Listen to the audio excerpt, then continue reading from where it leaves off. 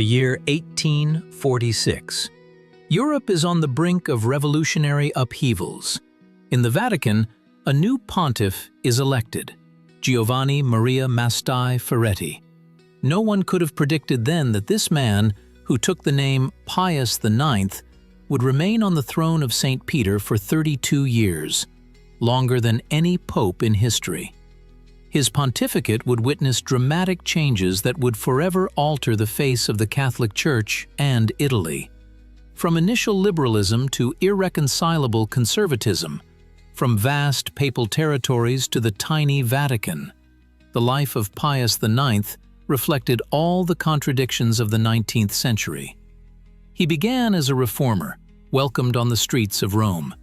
He ended as a prisoner of the Vatican, refusing to acknowledge the new reality of a united Italy. This is the story of a man who outlived his era, the story of a pontiff who lost earthly power but strengthened the spiritual authority of the Church.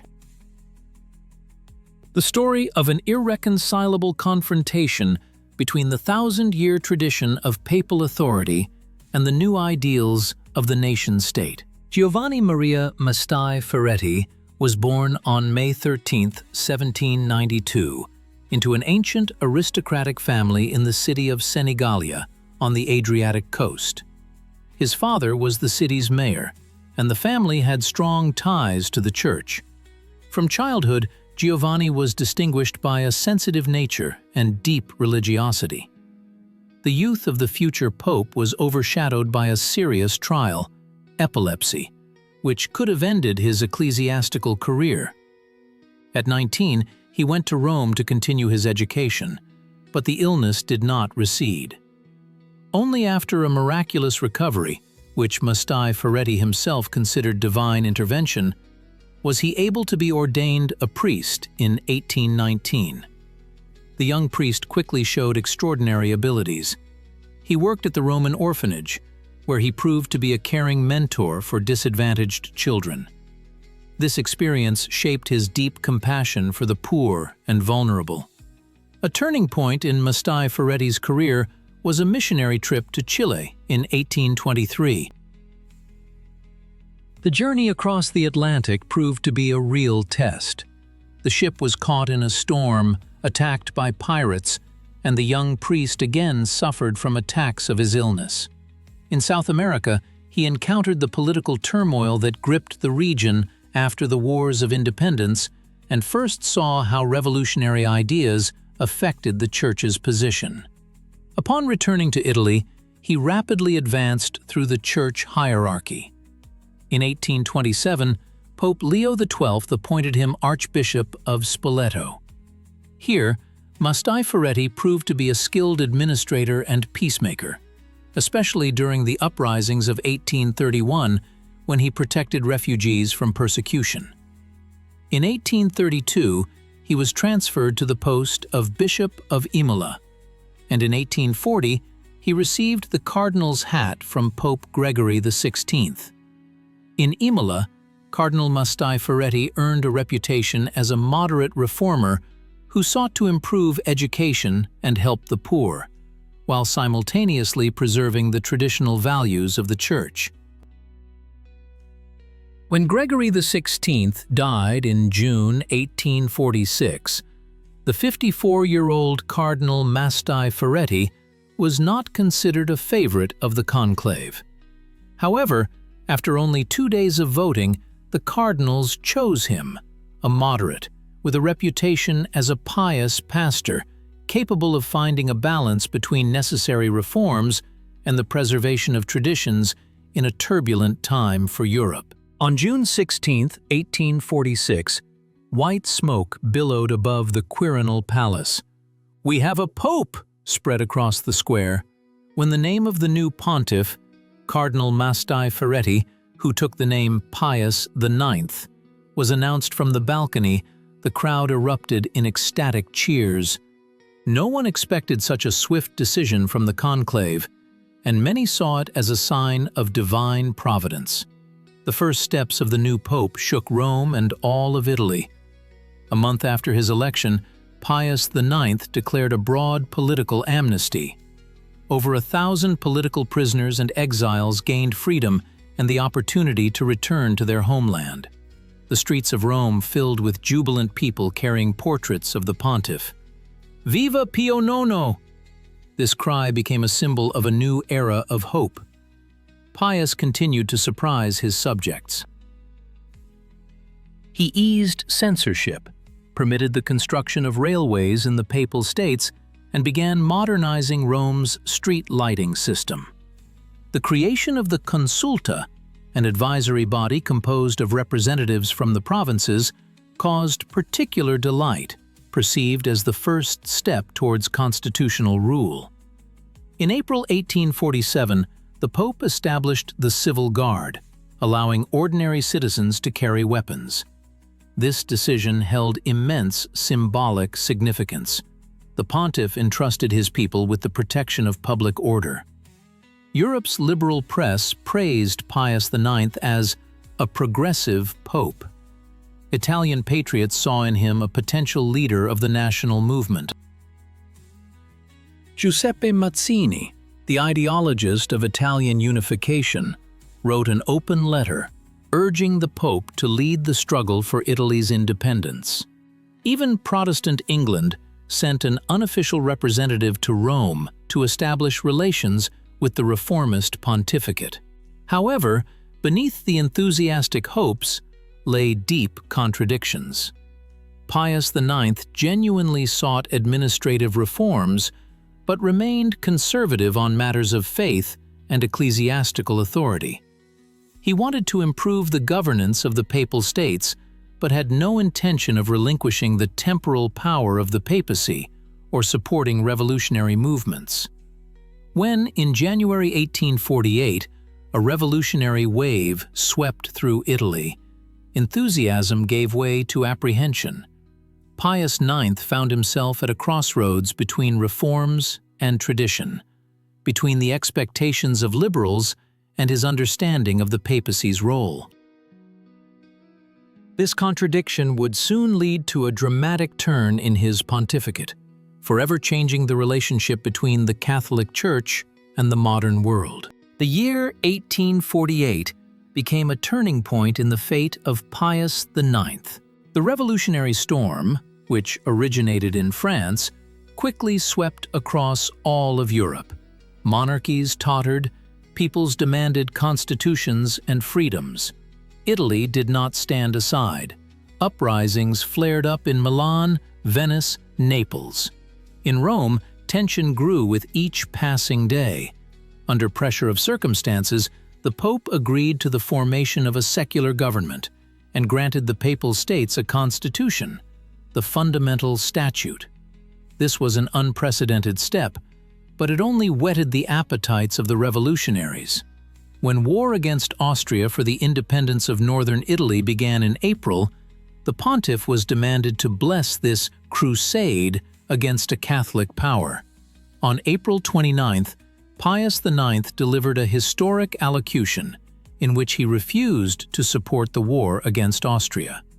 This refusal became a turning point. Illusions dissipated.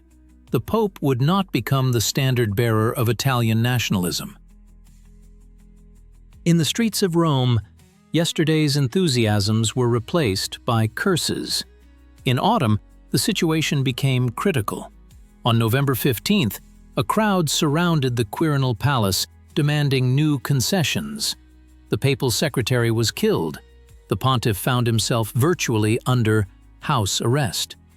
It was then that Pius IX made a decision that changed the entire course of his reign: to flee Rome.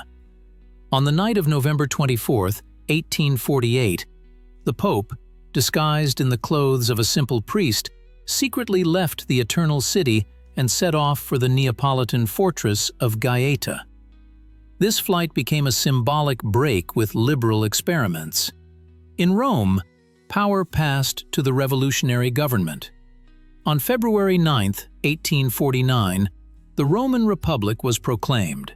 The Constituent Assembly announced the deposition of the Pope's secular power. At the head of the Republic stood triumvirs: Giuseppe Mazzini, Carlo Armellini, and Aurelio Saffi. From his exile, Pius IX appealed to Catholic powers for help. France responded to this appeal.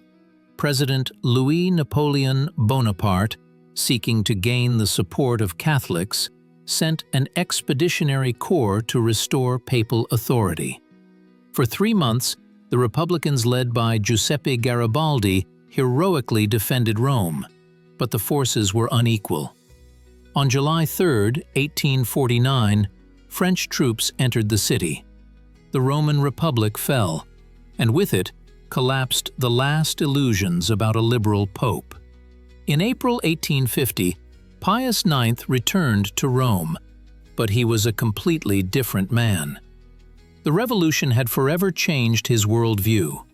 From a reformer, he turned into an irreconcilable conservative, convinced that liberalism and nationalism were mortal enemies of the Church and public order. Pius IX's return to Rome in April 1850 marked the beginning of a new era in his pontificate. Disappointed and traumatized by the events of the Revolution, the Pope completely turned away from liberal ideas. Now, he saw the movement for the unification of Italy, the Risorgimento, not as a patriotic impulse, but as a dangerous conspiracy against the Church and traditional order. While Piedmont, under Victor Emmanuel II and his Prime Minister Camillo Cavour, became the center of the Italian national movement, Pius IX transformed into a symbol of resistance to this process. He refused any compromises with the, quote, and their liberal ideas. In 1851, the Pope restored the Catholic hierarchy in England and Holland, demonstrating that the spiritual power of the Church could expand even when secular power was threatened. In the Papal States, all liberal reforms of previous years were abolished. Censorship returned in full force, political freedoms were restricted, and governance once again concentrated in the hands of cardinals and clergy. Pius IX's stance was particularly evident in a series of encyclicals and messages aimed against modern political trends. In the encyclical Quanta Cura of 1864, he condemned the monstrous errors of our sorrowful time, including freedom of conscience, the separation of church and state, and civil marriages. Attached to this encyclical was the famous Syllabus of Errors, a list of 80 propositions that the Pope considered incompatible with Catholic doctrine.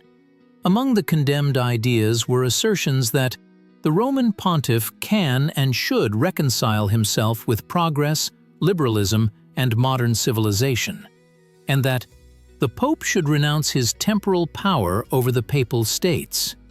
In the eyes of Pius IX, the Risorgimento appeared not merely as a political movement, but as a spiritual threat. He saw in it a continuation of the anti-clerical tendencies of the French Revolution, a Masonic conspiracy aimed at undermining the influence of the Church. For him, the struggle against Italian nationalism was a struggle for the very existence of traditional Catholicism. While Italy seethed with political passions, Pius IX did not forget his main mission: strengthening the spiritual foundations of Catholicism.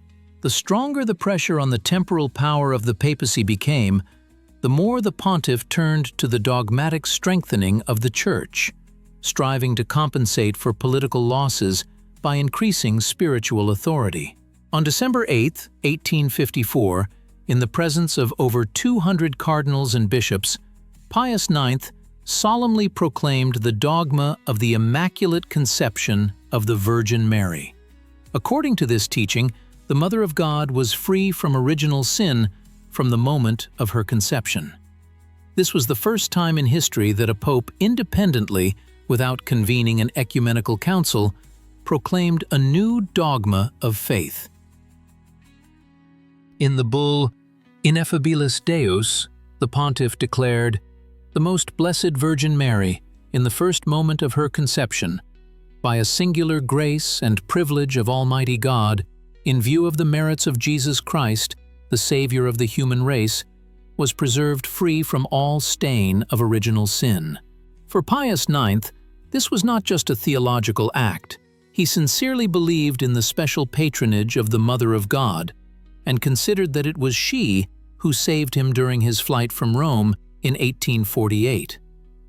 10 years later, in December 1864, the Pope published the encyclical Quanta Cura, accompanied by the famous Syllabus of Errors. This document became a true manifesto of conservative Catholicism, challenging the modern world. In 80 points of the syllabus, the Pope condemned key principles of liberalism: pantheism, rationalism, indifferentism, socialism, secular education, civil marriages, and especially the idea that the Roman Pontiff can and ought to reconcile himself and come to terms with progress, liberalism, and modern civilization.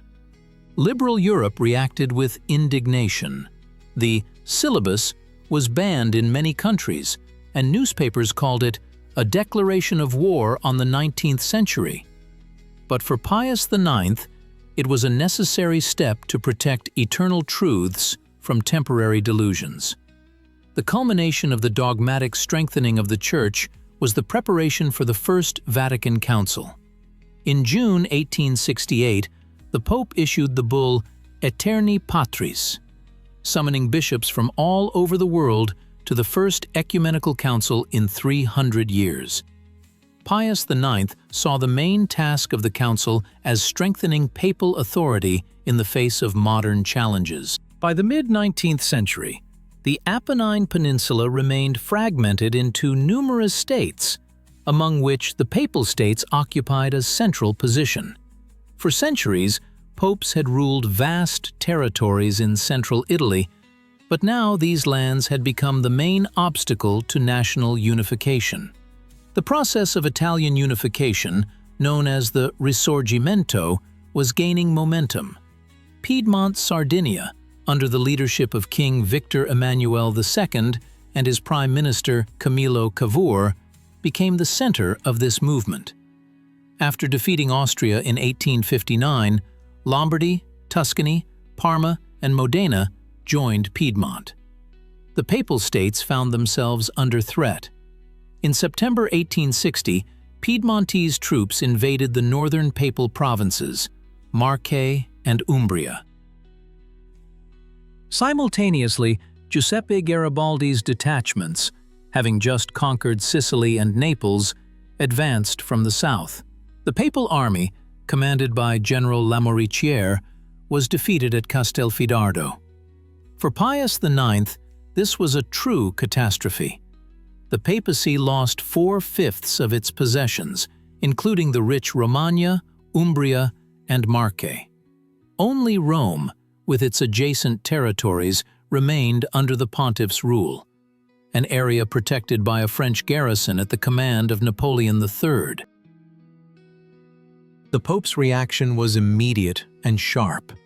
In an allocution on September 28, he condemned the invasion as an act of, quote, zero, quote. A month later, in the encyclical, quote, 1, quote, he declared all annexations of papal territories null and illegal. Pius IX refused any compromises. When Cavour, through intermediaries, offered the Pope to retain an honorable position and financial guarantees in exchange for recognizing Italian unity, the Pontiff responded with an emphatic refusal. Quote, became his motto in relations with the Italian state. To defend the remaining possessions, the Pope undertook unprecedented measures. He appealed to Catholics worldwide to join the papal army. Thousands of volunteers from France, Belgium, Ireland, Austria, and other countries arrived in Rome. These, quote, four, became a symbol of international support for the Pontiff's temporal power. At the same time, Pius IX intensified diplomatic efforts. He tried to enlist the support of European powers, especially France and Austria. However, the international situation did not favor him. Austria, weakened by defeat to Prussia, could no longer effectively intervene in Italian affairs. The only real protection remained the French garrison in Rome. In March 1861, the Italian Parliament proclaimed Victor Emmanuel II King of Italy. Rome was declared the future capital of the unified kingdom. For Pius IX, this meant that the struggle to preserve the temporal power of the papacy had entered a decisive phase. Even more dramatic events awaited him, which would forever change the face of the Catholic Church and its place in the modern world. On December 8, 1869, the First Vatican Council was solemnly inaugurated in St. Peter's Basilica in Rome. 700 bishops from all over the world gathered under the arches of the majestic church. Pius IX, seated on his throne, delivered an opening address in which he outlined the main goal of the council: to counteract, quote, zero, and to strengthen church unity in the face of modern challenges. This was the first ecumenical council of the Catholic Church in over 300 years, since the conclusion of the Council of Trent in the 16th century. Symbolically, it took place in the shadow of an impending catastrophe: the loss of Rome's status as the papal capital. Many contemporaries saw the council as the papacy's last attempt to assert its authority in a rapidly changing world.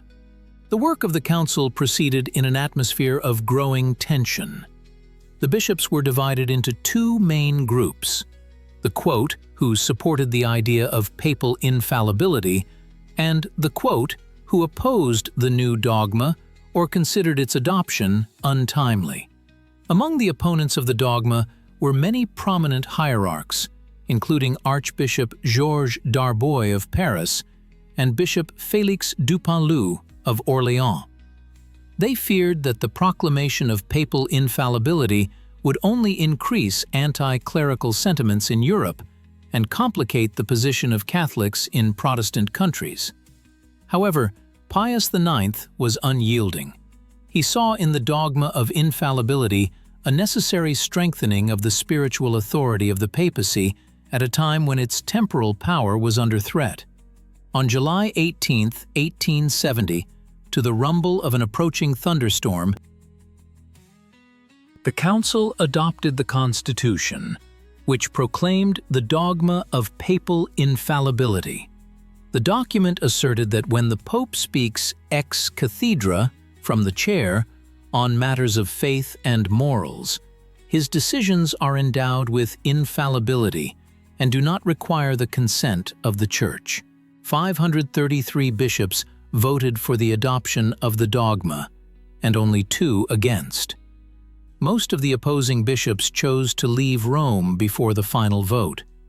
It is noteworthy that on the same day that the dogma of papal infallibility was proclaimed, France declared war on Prussia. This war would soon lead to the fall of Napoleon III's Second Empire and the withdrawal of the French garrison from Rome, which would open the way for Italian troops to the walls of the Eternal City. The dogma of papal infallibility caused a mixed reaction in the Catholic world. In Germany and Austria-Hungary, a group of Catholic theologians led by Ignaz von Dollinger refused to recognize the new dogma, which led to the formation of the Old Catholic movement. The governments of several European countries, including Austria, regarded the dogma as an attempt to interfere in state affairs and broke concordats with the Vatican. However, for most Catholics, the dogma became a symbol of the unity of the Church around the papal throne in an era of trials. Pius IX himself regarded the adoption of the dogma as a providential event. When, 2 months later, papal rule over Rome fell, the pontiff could comfort himself with the thought that the spiritual authority of the papacy had been strengthened precisely at the moment when its temporal power was collapsing. The First Vatican Council was never officially closed. The Italian occupation of Rome interrupted its work, and many planned issues remained unaddressed. Formally, the council was closed only in 1871 by a special bull of Pius IX.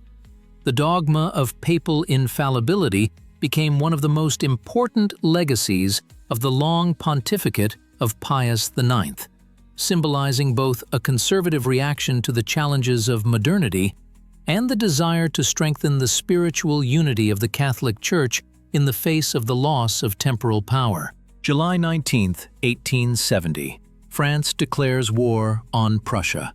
No one then could have imagined that this European conflict would prove fatal for the 1,000-year secular power of the papacy. Napoleon III, the main defender of the Papal States, was forced to withdraw the French garrison from Rome to protect his own borders. The Eternal City remained practically defenseless against the Italian army, eager to make it the capital of the United Kingdom. Anxiety reigned in the Vatican.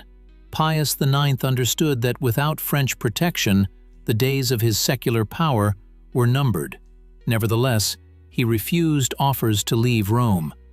"I will stay here, even if I have to die," he declared to his cardinals. In early September, France's fate was sealed. Napoleon III's army suffered a crushing defeat at Sedan, and the emperor himself was taken prisoner. News of this reached Rome on September 8th. The next day, Victor Emmanuel II sent a personal letter to the Pope, informing him of his intention to occupy Rome to maintain order. This was merely a formality. The decision to storm the Eternal City had already been made. On September 11th, Italian troops under the command of General Raffaele Cadorna crossed the borders of the Papal States. The army, consisting of 50,000 soldiers, rapidly advanced on Rome, encountering no serious resistance. Only the Papal Zouaves, about 3,000 volunteers from various European countries, and a small detachment of Swiss guards could defend the city. Early in the morning of September 20th, Italian artillery opened fire on the city walls near Porta Pia. These were not just military actions. It was a symbolic act, concluding an era in the history of Italy and the Catholic Church. After a 5-hour bombardment, a breach was made in the wall, and Italian infantry poured into the city. The Papal Zouaves fought bravely, but the forces were too unequal. By 10 o'clock in the morning, the white flag was raised over the dome of St. Peter's. Pius IX, wishing to avoid senseless bloodshed, ordered his troops to lay down their arms. The last bastion of the papacy's secular power had fallen. General Cadorna entered Rome through the breached wall at Porta Pia. The city's inhabitants greeted the Italian troops as liberators, with flowers and tricolors. For many Romans, this was the long-awaited end of archaic papal rule and the beginning of a new era within a modern national state. In the Vatican, Pius IX received the news of the capitulation with outward calm but deep inner bitterness. "It is finished," he said, recalling Christ's words on the cross.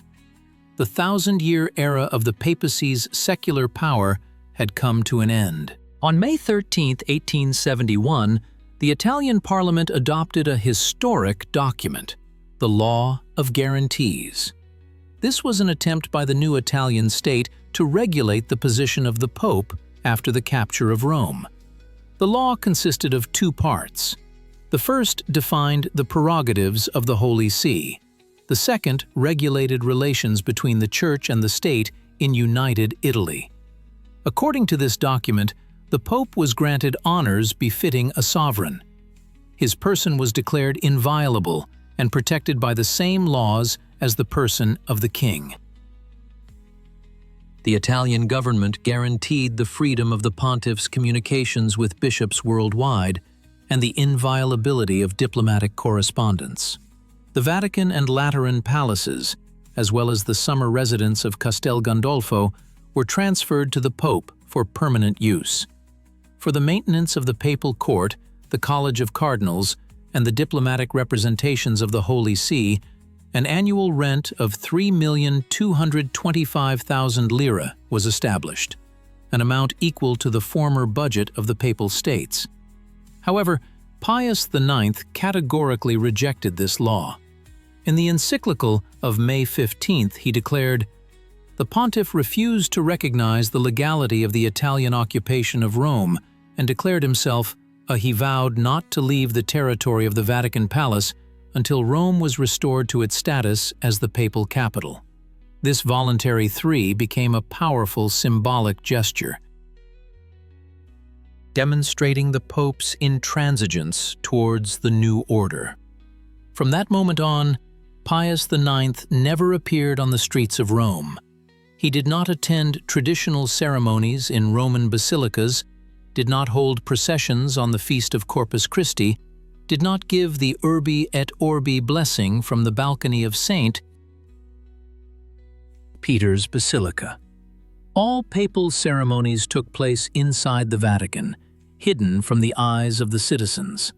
The Vatican Palace became a fortress, cut off from the outside world not only physically but also spiritually. The Pope forbade Catholics from participating in the political life of the new Italian state and refused to recognize King Victor Emmanuel as the legitimate ruler of Rome. For millions of Catholics around the world, the image of the, quote, "four," confined within the walls of the Vatican, became a powerful symbol of the suffering Church. Donations of 5 flowed to Rome from all over the world, allowing the papacy to maintain financial independence without accepting the Italian rent. The Italian government found itself in a difficult position. On the one hand, it achieved its goal. Rome became the capital of united Italy. On the other hand, the Pope's intransigence created constant tension within the country, where the majority of the population remained deeply religious Catholics. Thus began the famous Roman question, a conflict between the Vatican and the Italian state that would overshadow Italy's political life for almost 60 years, until the Lateran Accords of 1929. Non-expedit. It is not expedient. These two Latin words, uttered by Pius IX, became a political sentence for the young Italian state. In February 1874, the Pontiff made a historic decision to forbid Italian Catholics from participating in the political life of their country, neither to elect nor to be elected. Believing Catholics were instructed to boycott elections to the parliament of a state that the Pope considered an illegal usurper of church possessions. This prohibition was not formalized as an official decree. Initially, it existed in the form of directives from the Sacred Penitentiary, the papal tribunal for matters of conscience. Only in 1886, under Pius IX's successor, was the formula finally enshrined in an official document. The Pope's motives were understandable. He refused to recognize the legitimacy of the Italian state, which had seized Rome and deprived the papacy of temporal power. The participation of Catholics in elections would have meant tacit recognition of the new order. Furthermore, Pius IX feared that Catholic deputies would be in the minority and would be forced to agree to anti-clerical laws, which would put them in an unbearable position between loyalty to the Church and allegiance to the state. The consequences of the decree proved dramatic for both sides of the conflict. The Italian state lost the participation in political life of a significant part of its citizens. Conservative Catholics who could have become a counterweight to radical and revolutionary forces. Voter turnout in the first decades of unified Italy rarely exceeded 20% of the total electorate. For the Catholic Church itself, the prohibition also had ambiguous consequences. On the one hand, it demonstrated the principled stance of the papacy and its unwillingness to compromise on the issue of temporal power. On the other hand, it deprived the Church of the opportunity to influence the legislation of the new state through its representatives in Parliament. Many believers found themselves in a difficult moral position, torn between civic duty and loyalty to the Church. The prohibition was not absolute. Catholics were allowed to participate in municipal elections, as these concerned local issues and did not directly affect the Roman question. This loophole allowed the Catholic movement to gain political experience at the local level, which would later play an important role in the formation of Christian democratic parties. Interestingly, Italian Catholics themselves did not always strictly adhere to the papal prohibition. In some regions, especially in the north of the country, priests unofficially recommended parishioners to vote for conservative candidates to prevent the victory of socialists or radicals. There was even an unofficial formula: neither elected nor electors, but if you must go to the polls, vote for the lesser evil.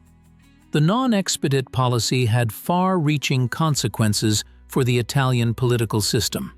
The absence of a conservative Catholic party created a vacuum on the right flank of the political spectrum, which would later be filled by nationalist and fascist movements. Only at the beginning of the 20th century, when the threat of socialism began to be perceived as more serious than the liberal state, did the Vatican gradually relax the prohibition. It would only be definitively abolished in 1919, when Pope Benedict XV allowed the creation of the Italian People's Party, the predecessor of modern Christian Democrats. But during the pontificate of Pius IX, the intransigence was absolute. The prisoner pope and the occupied state were in a state of Cold War, and non-expedit was one of the main weapons in this confrontation. The loss of secular power was a severe blow to the papacy. But the struggle continued on another front, the cultural one. After the unification of Italy, the new state began a consistent policy of secularizing public life. The government sought to limit the Church's influence on education, family, and charity, areas that had been under the control of the clergy for centuries. The first step was the secularization of schooling. In 1877, the Copino Law was passed, making primary education compulsory, free, and secular. The teaching of catechism was excluded from the curriculum of state schools, and crucifixes were removed from classrooms. For Pius IX, this was a direct encroachment on the Church's right to shape the souls of the younger generation. "They want to create a generation without God," he said bitterly. No less painful was the introduction of civil marriages. Now, only marriages registered at the town hall were recognized by the state, and the church ceremony became an optional addition. For the Catholic Church, which had always considered marriage a sacrament, this was unacceptable. The Pope condemned civil marriages as legalized concubinage and called on believers to resist this innovation. The third area of confrontation was charity. The new Italian state nationalized the property of many religious charitable institutions and placed them under secular control. Monasteries, orphanages, hospitals, managed for centuries by monastic orders, passed under the administration of municipalities. Pius IX did not remain a passive observer of these processes. He called on Catholics to create alternative structures that would maintain the Church's influence on society.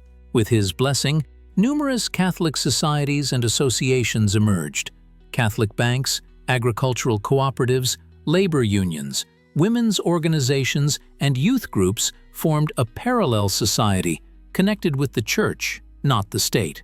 Especially important was the creation of Catholic Action, a mass organization of lay people designed to protect the interests of the Church in secular society. Under the leadership of bishops, Catholic Action organized schools, newspapers, cultural events, sports clubs, and charitable institutions. The anti-clerical press responded by intensifying its attacks on the Church. Caricatures depicted Pius IX either as a stubborn old man or as a cunning schemer. Satirical magazines ridiculed dogmas of faith and church rites. Public demonstrations of anti-clerics often involved offensive slogans directed at the Pope. Particularly painful for the pontiff was the scandal of 1881, when the reburial of his body was accompanied by anti-papal demonstrations. The procession with the Pope's coffin was attacked by a crowd shouting, "Death to the Pope! To the Tiber with him!" Only police interventions saved the remains of Pius IX from desecration. The cultural war between the Church and the state also took on a symbolic character in the urban space of Rome. The new authorities renamed streets, removed papal coats of arms, and erected monuments to the heroes of the Risorgimento. In response, Catholics organized pilgrimages to the Vatican, demonstrating loyalty to the prisoner of the Vatican. Thus, in the midst of secularization, the Church found new forms of influence on society. Paradoxically, the loss of secular power in some ways strengthened the spiritual authority of the papacy. The image of the pontiff, deprived of earthly possessions but unyielding in the defense of faith, evoked sympathy and devotion from millions of Catholics worldwide. The loss of temporal power forced Pius IX to shift his focus to international diplomacy. Finding himself in the position of prisoner of the Vatican, the pontiff did not give up. He transformed his isolation into a powerful instrument of influence, mobilizing Catholics worldwide to defend papal rights. His diplomacy after 1870 became a true masterclass in political survival amidst complete defeat. The Vatican Diplomatic Service, one of the oldest in the world, intensified its work in all European capitals. Papal nuncios, ambassadors, conveyed the Holy See's position to rulers, insisting on the illegality of the Italian occupation of Rome.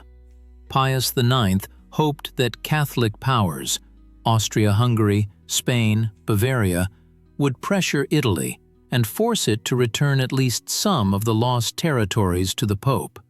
Particular hopes were placed on France. Despite the fall of Napoleon III's empire, the new French government, where monarchical and Catholic sentiments were strong, could become an ally of the papacy. In 1873, the French warship Oronok was demonstratively sent to Italian shores to evacuate the Pope from Rome if necessary. This was a clear signal that France had not abandoned its role as protector of the Holy See. However, the international situation did not favor the papacy. The unification of Germany under the aegis of Protestant Prussia created a powerful state in the center of Europe, hostile to Catholicism.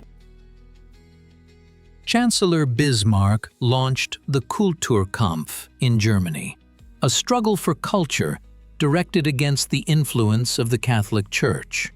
Catholic orders were expelled, bishops arrested, and church property confiscated.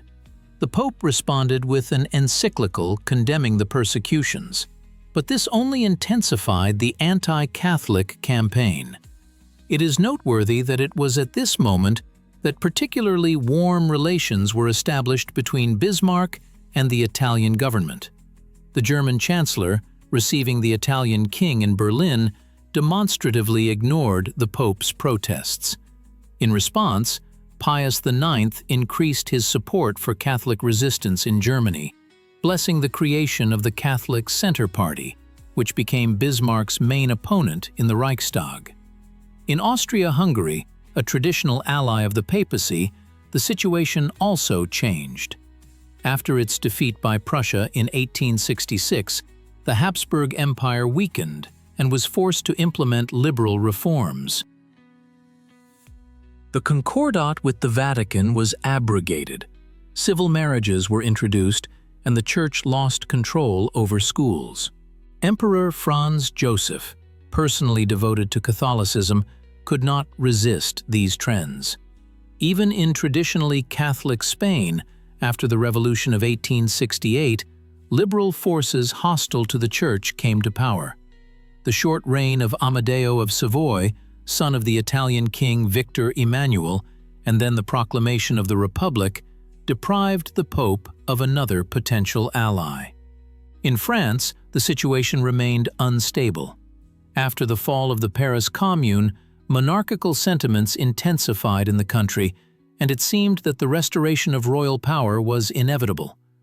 Pius IX maintained close contact with Count of Chambord, the pretender to the French throne, hoping that a Catholic monarchy would become a counterbalance to unified Italy. However, the monarchical project failed, and republicans, with anti-clerical views, came to power in France. In these circumstances, Pius IX focused on mobilizing Catholic public opinion. He received numerous pilgrimages from various countries in the Vatican, transforming them into demonstrations of support for the prisoner of the Vatican. Each such audience became an occasion for a passionate speech about the injustice committed against the Church and calls for the faithful to defend the rights of the papacy. The Catholic press played a special role in Pius IX's international strategy. In every country, newspapers associated with the Church regularly published articles about the plight of the Pontiff, deprived of his rightful possessions. This created constant pressure on the governments of Catholic countries, forced to consider the sentiments of believing voters. Thus, deprived of real political power, Pius IX managed to turn his defeat into a moral victory. The image of the martyred Pope, suffering for his faith, proved more powerful than the image of the Pope monarch. Pius IX's international diplomacy after 1870 could not restore his temporal power, but it laid the foundations for a new role of the papacy in the world, a role of moral authority, independent of political boundaries and national interests. This transformation, begun in tragic circumstances, would become one of the most enduring legacies of his record pontificate. By 1876, Pius IX's health had noticeably deteriorated. The 84-year-old pontiff moved with difficulty and frequently suffered from bouts of illness. He was carried in a special chair, moving from one hall of the Vatican to another. But even physical infirmity did not break his spirit. The old pope maintained mental clarity and unwavering resolve in his confrontation with the Italian state. The last years of Pius IX passed in an atmosphere of deep symbolism. He became a living embodiment of the suffering Church, an old man, deprived of his possessions but not abandoning his principles. Every papal audience turned into an emotional event. Pilgrims from different countries admitted to the, quote, zero, often could not hold back tears at the sight of the pontiff, worn out by years and illness, yet maintaining majestic dignity. Despite physical limitations, Pius IX continued to actively govern the Church. In 1876, he published the encyclical dedicated to the problems of the Eastern Catholic Churches. A year later, his last encyclical was released, in which he again condemned the persecution of the Church in Italy and other countries. The pontiff closely monitored the preparation of his successor. He appointed new cardinals so that the college would be complete at the time of his death. Among them was Gioacchino Pecci, the future Leo XIII, whom Pius IX appointed Camerlengo, the cardinal responsible for governing the Church during the sede vacante period between the death of one pope and the election of another. Relations with the Italian state remained tense until the end. When King Victor Emmanuel II died in January 1878, Pius refused to allow solemn funerals in Roman churches. This was the last manifestation of his intransigence towards the of Rome. Death overtook Pius IX on February 7, 1878. A few days before, he had felt worse and received the last rites. His last words were, quote, "News of the Pope's death caused deep sorrow among Catholics worldwide. Even opponents acknowledged his resilience and principled stand. The Pontiff's body was laid in state for farewell in St. Peter's Basilica, where thousands of faithful flocked. The funeral of Pius IX became the final act in the drama of his pontificate. According to his will, the Pope wished to be buried in the Basilica of St. Lawrence outside the walls, a modest church on the outskirts of Rome. This meant that the funeral procession would have to cross the city, which was under the control of the Italian government. The confrontation between Pius IX and the Italian state did not end with his death. It transformed into a protracted Roman question that would define relations between the Vatican and Italy for the next 50 years. The Pontiff's successors, Leo XIII, Pius X, Benedict XV, and Pius XI, continued to consider themselves, quote, one, and refused to recognize the Italian state. Gradually, however, the positions of both sides softened. Catholics began to covertly participate in Italy's political life, and the Italian government showed increasing respect for the religious sentiments of the population. The First World War and the subsequent rise of socialism created a new reality in which old conflicts lost their intensity. A breakthrough occurred during the era of fascism. Benito Mussolini, coming to power in 1922, understood the importance of reconciliation with the Church to strengthen his regime. Secret negotiations began, culminating on February 11, 1929, with the signing of the Lateran Treaties between the Holy See and Italy. The Lateran Treaties created Vatican City-State, a tiny territory of 44 hectares, recognized as a sovereign state under the authority of the Pope. Italy paid compensation for the lost papal possessions, and Catholicism was recognized as the state religion. The Roman question was finally resolved. The curse laid by Pius IX was lifted. The legacy of the longest pontificate in history remains controversial. For some, Pius IX is an unyielding defender of church principles in an era of revolutions and secularization. For others, he is a stubborn conservative who failed to adapt to change and doomed the Church to conflict with modernity. In 2000, after long debates, John Paul II beatified Pius IX, recognizing him as blessed, a step towards possible canonization. This decision sparked a mixed reaction. Many Jewish organizations criticized the beatification due to the Edgardo Mortara case and the Pontiff's anti-Jewish statements. Today, looking at the tiny state of Vatican City, it is hard to imagine that popes once ruled vast territories in the center of Italy. But the loss of temporal power, which Pius IX so desperately fought against, paradoxically strengthened the moral authority of the papacy in the modern world. Freed from the burden of territorial possessions, popes were able to focus on spiritual leadership and global issues of humanity. Thus, the curse laid by the irreconcilable pontiff on unified Italy ultimately turned into a blessing for the Church itself, a lesson in historical irony that Pius IX could hardly have foreseen when he declared himself a prisoner of the Vatican in 1870.